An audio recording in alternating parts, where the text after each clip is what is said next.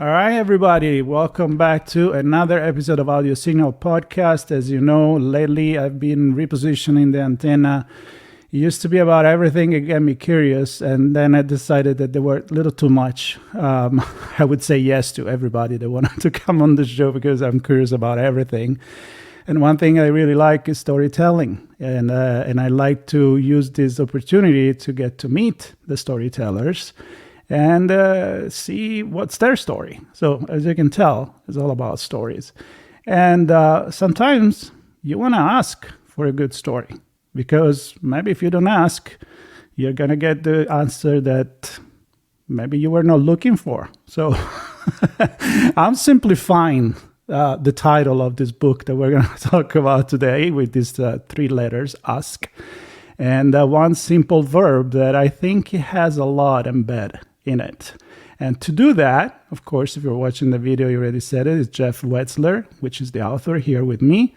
And if you're listening, it's true, he's here. Jeff, welcome to the show. It's great to be with you, Marco. Thanks for having me. It's a pleasure. It's a pleasure. I was very intrigued when the book was presented to me. I haven't read it because I don't travel in the future yet, so it hasn't published yet. It will be soon after this conversation has been released. But it was intriguing. So we'll get there. Let's start with you. Who is Jeff? Great. So Jeff Wetzler, I am a father, husband, son, brother, and also I co-lead an organization called Transcend, which is an education innovation organization that I co-founded in 2015 together with Elon Samoa. And I'm also the author of this book, Ask, Tap into the Hidden Wisdom of People Around You for Unexpected Breakthroughs in Leadership and Life. So, like I said at the beginning, a short verb, a lot to pack into that, right? Yes. So, you decided to write this book because somebody asked you to do that? This is a book that has been in me probably for 20 or 30 years in some form or another. I've basically spent my entire career focused on one question, which is how can we make learning experiences deeper, more powerful, more enduring and sticky for people? I've done that in a variety of contexts, from K-12 education with kids all the way through corporate, Fortune 500 companies and everything in between. And one pattern that I have both observed but also personally experienced myself as a person and as a leader is this pattern of what I call the unspoken, which is that we are all surrounded by people in our lives. That might be our friends or our partners or coworkers or our customers. And those people, to your point about stories, they are filled with experiences, ideas, perspectives, stories, feedback for us that too often we never hear. To use your language, our antenna is not tuned to it and we don't pick it up, and we miss that signal. And if we could actually tune in to their stories, we would all be better off. We would have better relationships. We would make better decisions together. We would save time. We'd be more creative. But we don't, because they don't tell us. And so the book is really trying to tackle the problem. To your question, the reason I wrote the book is because I care a lot about this problem. I care a lot about learning. And anytime there's a missed learning opportunity, for me, that's kind of like a micro tragedy. And so because I have discovered that there's actually something we can do to solve this problem, and I've benefited from many mentors and teachers who have taught me a lot about this problem and how to solve it, a few years ago, I wanted to pay it forward and share with others what I have benefited from. And that's what prompted me to write the book.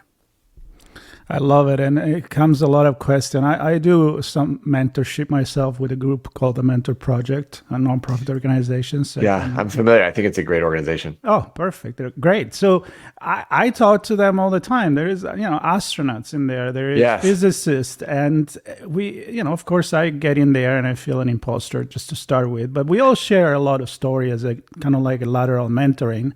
Yes.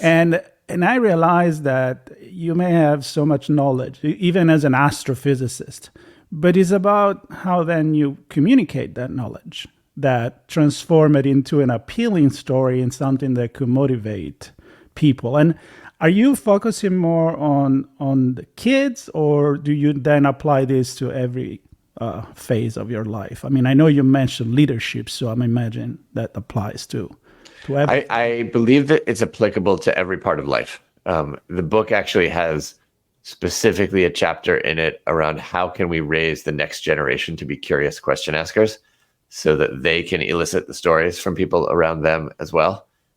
And we can talk, if you want to talk more about kids, I'm very passionate about that in education, but I also see it as applying to young, adult learners too. I want to start with the kid because, kids want stories. They go to bed, they want stories. That's how they learn the moral. We're still telling stories at, I don't know, in the 1700 and even earlier than that, maybe a little bit more watered down with not so much gore as originally. That's right. That's right. Some of these fairy tales are quite gory. Yeah. Wait a minute. Disney didn't say that. But well, maybe you don't want to hear the real story. That's right. It's good. But my point is, you feed them. And I'm going to bring an example here on how I always say, I'm not good at math. I'm more of a humanistic person. And then I look back and I'm like, well, the teacher that I had, they were really good. They make me love this because they were telling me good story. And maybe the subject I don't like, maybe I haven't been infatuated by it because they were kind of dry the way maybe they were presented. So is this a factor that can change the direction of somebody's kid passion and develop the future? Absolutely. I mean, there's a lot of learning science that says if you just feed kids dry facts and information, it is not going to stick as much as if it's emotionally salient for them. And the emotional dimension of it actually helps with the, what learning scientists call the encoding of the information. And stories can be a very powerful way to make information much more emotionally. I mean, even I know myself, when I grew up as a kid, I hated history classes because it just seemed like lots of facts and information, and I could never seem to remember it. Dates and names and whatever. But if you'd give me like a historical fiction novel where there's an actual story, I would love it. And I would remember so much more about the history because of that. Wow, that's fantastic. Yeah, but the other thing I'll say about kids is that kids are so naturally curious to learn other people's stories. They are just hungry to know, why did that person do that? And who is that person? And what's going to happen next? And all that kind of thing. What is interesting and I think also sad is that over time, we see that curiosity decrease in most kids. There's a lot of interesting research that talks about how kids start their life, asking something like 400 questions a day. Mm-hmm. And then it dwindles as they get into grade school, down to 50, down to 20, down to by high school, almost no questions per day. And so what I talk about in the book are how can we actually rekindle that curiosity among kids so that they can continue to be those hungry learners that can pull out and elicit the stories of other people too. Well, I have my theory on that. Yes. What is it? Well, I'm sure that there is no stupid question. Yes.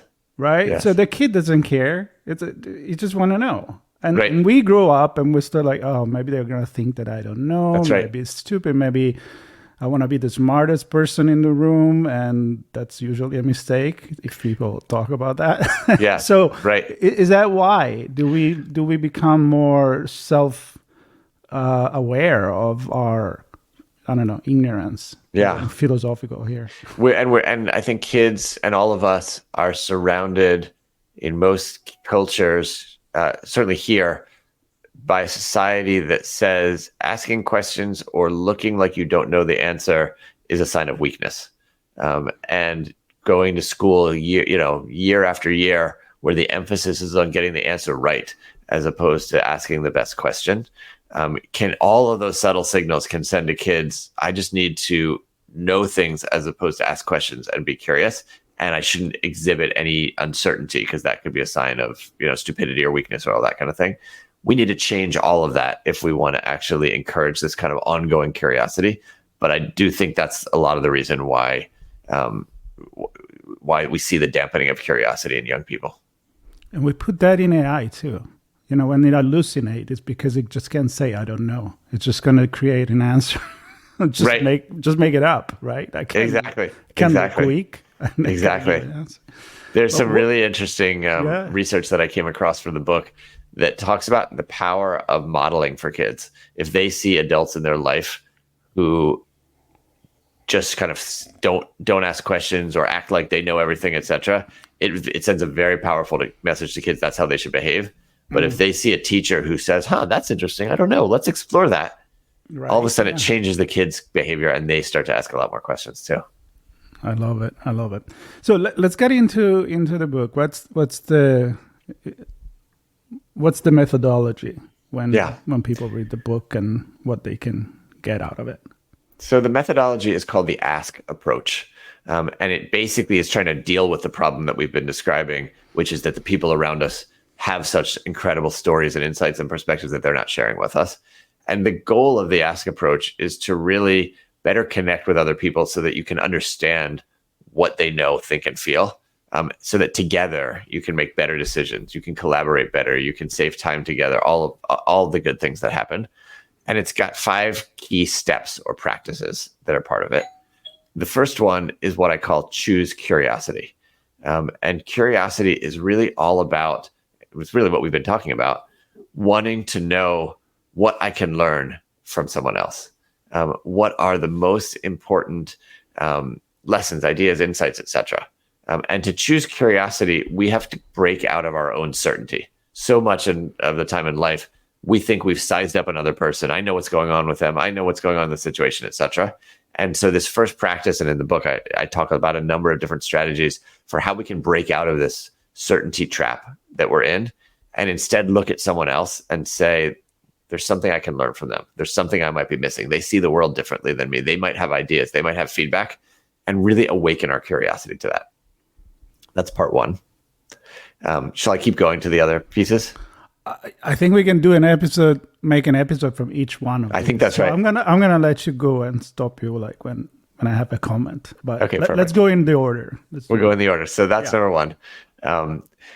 Number two really has to do with making it safe for other people to tell us their stories, to tell us their insights, to give us their feedback. Because even if we're curious, and I've learned this the hard way in my work and in my life, no matter how curious I am, unless the other person actually feels safe and it's easy and comfortable and appealing for them to actually tell me what's true for them and tell me their stories, they're not going to tell me. So this is all about creating a level of connection where they actually feel that level of trust. It also is about myself opening up to them so that if they need to hear some of my stories and they need to hear some of my own vulnerability and my reasons for wanting to know from them in order for them to reciprocate and do the same. And it's about radiating resilience so they can know that I can handle their stories and their truth, that I'm not going to crumble, that I'm not going to punish them, that it's not going to damage our relationship.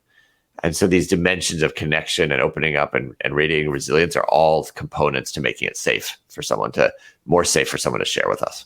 And I would say that's really especially important when we're working or talking across lines of difference, whether there's power differences in the relationship or identity differences in the relationship, because all of those differences can exacerbate people's fears about actually sharing openly. I'm gonna jump on this one because I think I have many conversations about leadership, right? And so we'll go there. And it's not a one-way communication. It's a two-way. You need to create a boardroom or a brainstorm meeting where you allow that, you encourage that. And I've seen many times exactly the opposite, where people are concerned, scared. Going back to what we're saying, am I going to ask the wrong question? Am I going to get fired because of this? Exactly. I think it's more the norm, unfortunately, that if you had X-ray vision and you could be seeing what's really going on inside the heads of people around a table in a business meeting, what they're really thinking is, this plan is not a good idea, or I'm concerned about this, or I have a better way, or why aren't we doing it this way, or doesn't he realize that, all that kind of stuff. But it doesn't get said, and so much of that is because the leader hasn't made it safe. Yeah. And so that's why that step is so important. Right. And maybe going back to the mirror in the past, that when they were a kid, they wouldn't care. Because a kid, Exactly. it's okay for a kid not to know. Totally. But over the years, they've accumulated all of these messages from socialization that say to them, keep it quiet, don't make waves, don't offend people, play it safe, all that kind of stuff. But even after you graduated, you have a PhD. I mean, 20 years later, I don't remember certain things. I still have to relearn things. Absolutely. Right? It's absolutely. So it's okay. True. It's fine. It's right. But we forget that. Yeah. So the third. Let's go to the number 3. Number 3 is really about actually asking the questions. This is why the book is called Ask. So many of us think we are asking questions, but our repertoire of questions is very limited. And in fact, many times things that come out of our mouth that have a question mark are not really questions. They're actually statements or suggestions disguised as questions. Can you give me a couple of examples? Have you considered seeing a therapist? That's kind of a question, but really, it's advice. It's more like advice. Don't you think it would be better if we ate Chinese food tonight, or that kind of thing? Right. Those are questions technically, but they're not actually questions. They're tricking you. They're trick questions, really. And so in the book, I talk about a whole category of what I call crummy questions that really aren't questions that are designed to trick or maneuver or attack people. And I distinguish that from what I call quality questions. And the most important property of a quality question is that it genuinely helps you learn something from someone else. It comes from a place of authentic curiosity, and it really taps into the full story that someone else has. And there are very few of us have ever been trained on how do you actually ask questions and what are the most important questions to be asking. But there's a whole science to questions. And in this chapter of the book, I talk about questions for different kinds of occasions. So if you really want to understand truly someone's view, it's not enough to just say to them, what do you think about this? Or where do you come down on this? But you have to dig deeper, and you have to say, how did you reach that? Walk me through your thinking process. Where did that come from? And you have to go even deeper than that and say, can you give me some examples, like you just did when you asked me for an example? Or a lot of times, this is where stories come in. People will sometimes say, what's your data or what's your evidence? But not everyone can translate what they know into data and evidence. So you can also say, tell me some stories of what you've seen in your life that leads you to that conclusion. So there's a whole set of questions to really understand where those people are coming from. There's also questions to invite their best ideas. How might we do this differently? What ideas do you have? What advice, what suggestions do you have? There's also questions that we can ask to help us know how our own stories and ideas are landing with other people. Just by saying, what's your reaction to that? How does that land with you? What might I be missing? What am I overlooking, etc.? So there's a set of questions that can really get to the heart of what someone really thinks and feels, and truly invite the full totality of their stories and their human experience. Mm-hmm. But once we pose those questions, it really comes down to, do we actually listen? And how well do we listen? This is where I love your metaphor of the antenna. And what is the antenna tuning to? Because I think in many ways that's what listening is about. Is it how are we tuning our antenna to the other person? And oftentimes we think we're listening when we're not really listening. We think we're good at listening, but we're missing so much. For the book, I interviewed professional listeners. So, for example, journalists. I interviewed one journalist, Jenny Anderson, who told me a story that whenever she interviews someone she's writing a story about, she will record that interview if she can, and she'll replay it 2, 3, 4 times afterwards. And every single time she hears something important that she didn't hear the previous time. And just imagine that most of the time we never do that. We just have that one interaction and we think we heard the person, but there's so much that we haven't heard. And in the book, I talk about a theory by actually a family therapist named David Cantor, who says we actually have to listen through 3 different channels. And that, I think this connects to maybe tuning our antenna through 3 different channels as well. One is the channel of what is the content of what someone's actually saying? What's the information they're literally conveying? But the second is what's the emotion that they're conveying at the same time? And the third is what actions are they taking while they're speaking with us as well? And most of us, I think, are drawn to one channel or the next, or the other over another. I, for example, typically start by being drawn to the content of what somebody's saying, but we can train ourselves to listen through all three channels, and we can literally triple the amount that we're hearing from people. And so that's part of what we talk about with listening to learn. Oh God, I want to have an hour conversation on this. Yes. Yeah, because so as an Italian, we're famous to speak with our hands, right? And then we're very expressive, and sometimes I go in different culture or in the age of Zoom, right? You don't see that. We see we are the presenter on the news, and you miss a lot. Just somebody crossing the legs, or the way they move, or the empathy into the conversation, and moving your head. That's why it makes it so much easier to have a podcast when we can look at each other. That's right. That's right. Like I remember learning English at the beginning of my time. Making the first phone call in English was tragic. I had no idea what, when you learn a language, you don't have the is it smiling? Is it moving their eyes? Is it doing? My God, he's just not understanding absolutely anything of what it says. So yes, it's really, really powerful to me. When you look at somebody on stage, on a TED stage or a keynote, there is a lot in the way that they move. Absolutely, right. And I think especially in this day and age where we are interacting across cultures so much, right, that we can miss each other's signals, because in one culture this might mean some one thing, but it might mean something totally different in another culture as well. True. There's some interesting research on how often people over rely on nonverbal communication and get it wrong, and they actually make the wrong inferences based on that. And so it's important to ask and to say, this is what you're feeling right now. This is what, how should I interpret this expression that you have right, on your face? Yeah. Double check. How many times we go by assumption, right? Exactly. Even with me, sometimes when I'm thinking really hard, my face might, be a little bit, look more very serious. And sometimes people think I must be angry with them. But really, I'm just thinking really hard about what they have to say right now. And so you do have to check. Really, really, really good advice. That may be one of my favorite of all. Should I talk about the last step of the ask approach? Yeah. So this is, I think this is the most important of all, which it's called reflect and reconnect. And this is really what makes the difference between having the conversation and nothing happens versus having the conversation and we learn and change and take action. And this idea of reflection, I think, is a lost art. Some people think that reflection is something that only, monks do in a monastery or on a mountain.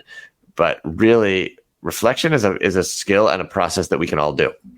And it's really about taking what do we hear from somebody else and turning it over in our minds in a structured way to say, how does this influence my thinking? What is different in my own story based on what I heard? What steps can I take based on what I heard?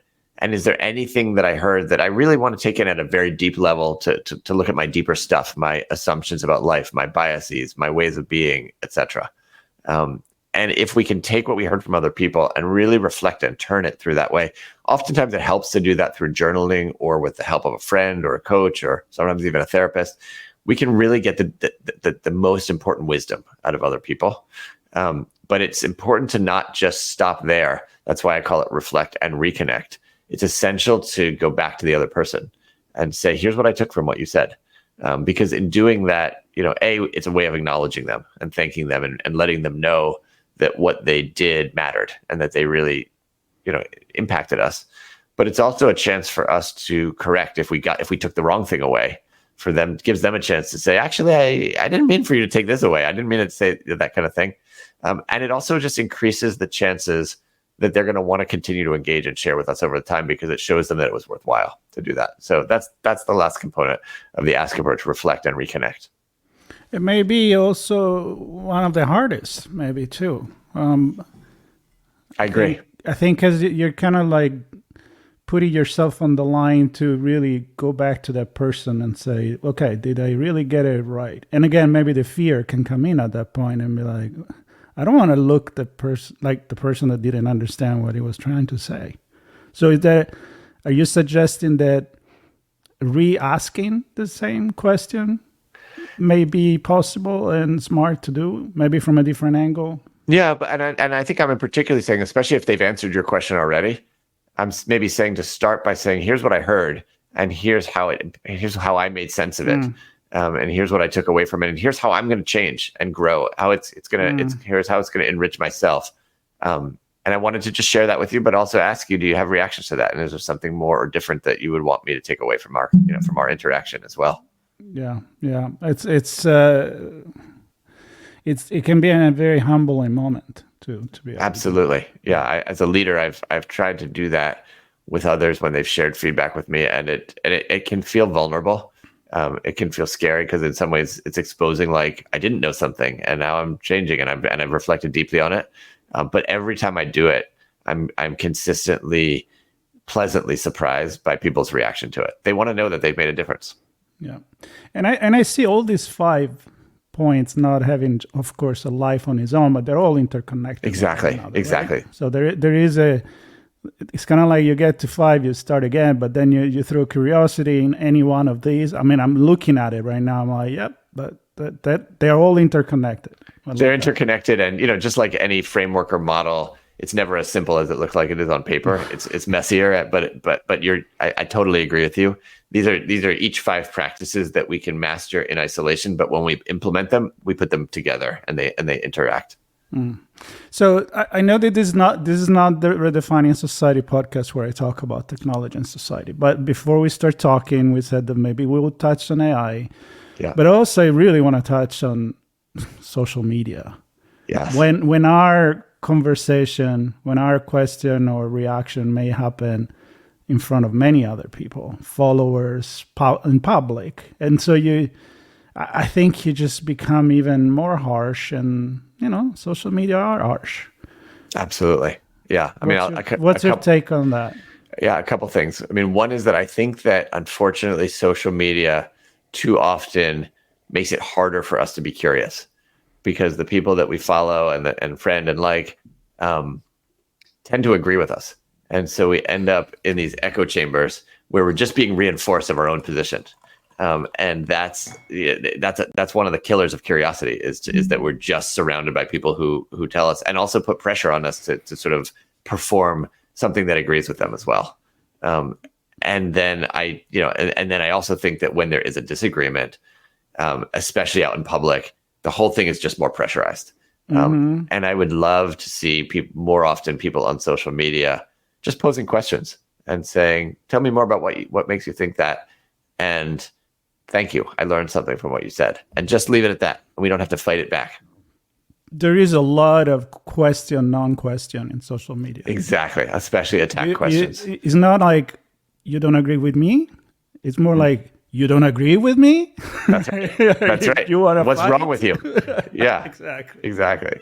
And there, the tone of voice, right? That we really change the question. Tone matters hugely. Yeah. How about AI? Let's get a little sprinkle of that too.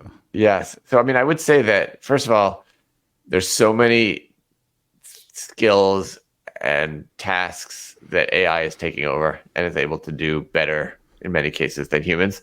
But I don't think that asking questions and truly learning of one another is something that AI will ever be able to do in the same way that humans can do. I think it is a uniquely human thing to do. But what's cool and what I have found is that AI can actually help us do this better. So if you put into ChatGPT or any AI bot something like, I'm angry at my blank because, or I think this politician is terrible. And then you put in this one question, what might I be missing? What you can get back is all kinds of little provocations that will challenge you to get more curious. So that's one way I found it to be really helpful. It can also be very helpful if you put in, I'm frustrated about this, or I'm having a challenge with this person. What are some questions that I can ask the person? And it will generate a whole set of questions, many of which you've never thought to ask. They won't all be perfect, but there's some really interesting questions there when I've done that I thought, wow, I never would have thought to ask this question. So those are a couple ways that AI can actually help us do the thing that I think is most uniquely human. Yeah, it's definitely not the best storyteller. That's for sure. Right. When it comes to creativity, I get actually really pissed at it, but I use it as brainstorming. Uh-huh. And then we can do it the same way on the question and curiosity side. I mean, as well. I tried. I have this conversational style. As you know, I didn't give you my question because I don't want to know, right? I just want to have a conversation. Whatever comes in my mind, hopefully it makes sense. Sometimes it doesn't. But if I wanted to, I could have got your bio, your book, feed it to ChatGPT and say, give me 10 questions for Jeff. And they would have been pretty good. Yeah. But they would have been pretty dry too. Exactly. But maybe one would have been like, oh, okay. Yeah, maybe I can go with I didn't think about that one. I can spin it a little bit. Right? Exactly. Exactly. It's a good approach. Yeah. So what's your take on that using it as a teacher where I can see it's either, especially at the beginning, either you're on the one that refuse it, no way, not going to come in my classroom, or yeah, I welcome it. Just do everything with it. Of course, truth usually is in between, but yes. What's your I'm definitely not in the camp of just ban it. It's not good. Yeah. I just think that it's everywhere and we can't avoid it. And I have 2 kids of my own. I see them both using it in very creative ways. My daughter uses it as a thought partner for herself and for essays, like she, not to write the essay for her, but just to help her think through ideas and expand her thinking. And I think that's great. And so if we were to ban that, we would take away, I think, what's a really valuable tool. My son uses it a lot for coding. He actually uses it to practice his Spanish. He talks back and forth with it as well. Cool. Obviously, there's ethical issues, and we don't want kids just using it to write their essays. And we've got to continue to help kids think for themselves and write for themselves, etc. But I'm in the camp, and this is what my organization Transcend thinks a lot about when we think about education innovation. Of how can we use it for good? Very cool. I would love for you to come back on my other show and we can dig deeper into. I'd love that. The Transcend and the use of education. And I mean, it's all about changing society and redefining. We can't stick with the same rule while, the tools are different. Right? Exactly. So, exactly. Let's do that. So that's an open invitation, and I would love to do that. To end this conversation, there's a question I usually ask, which is, when you use a book, who do you have in mind, and who do you think, given that usually the answer is everybody. So don't give me that answer. But when you were writing the book, who was your audience? Who were you making it mostly for? I do think that anyone who interacts with people has something to learn from people around them, but I was mostly writing it for people in organizations. So people who are either leaders or managers, whether that means they have formal authority or not, who really want to unlock the collective intelligence, the collective genius of the people around them and the people in their culture of organizations. Very cool. Very cool. So the last question is, did I ask the right questions? You asked beautiful questions. I loved your questions, especially when you were asking for examples and stories and all of it. All right. It was a real pleasure. Okay, we didn't work this before, so I hope this is spontaneous. Well, Jeff, I really appreciate this so much that I can't wait to read the book. I would definitely do that. It's in my sociology of communication and interaction with people. It's what I love. And definitely looking forward to this. For everybody listening, there will be all the notes to connect with Jeff, his website, link to the book, and anything that Jeff wants to share with us. And probably while you're listening to this, it's just going to be a few days before the book is out. And if you're listening to this after, because it's not that I'm going to remove it, then you can probably buy the book. So exactly. That's great. Jeff, a real pleasure. Thank you, Marco. I love this conversation. Look forward to more. Appreciate you having me on. All right. Everybody stay tuned. Keep that antenna tuned in the right direction and ask questions and think. That's a good thing. Bye-bye, everybody.